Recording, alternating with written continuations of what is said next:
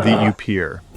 If Lamia gave the vampire its power of seduction, and Lilith became wrapped in thousands of myths, then the Upyr finally crawled out of its grave. True, it was still a long way from Dracula, but it was no longer just an image of fear.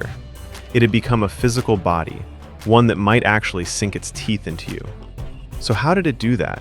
And who could become an Upyr in the first place?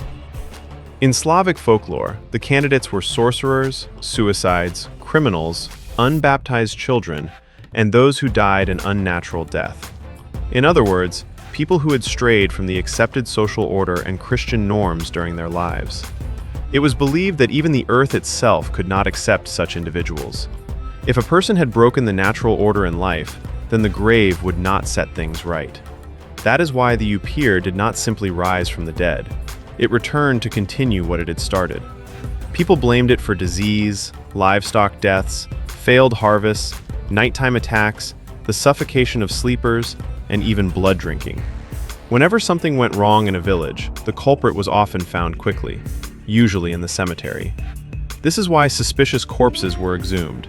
Stakes were driven through their chests, stones were placed in their mouths, heads were severed, or the remains were burned.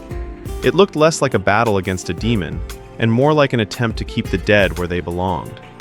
Perhaps this is where the vampire, as we recognize it, truly begins. The Upyr gave the vampire its body.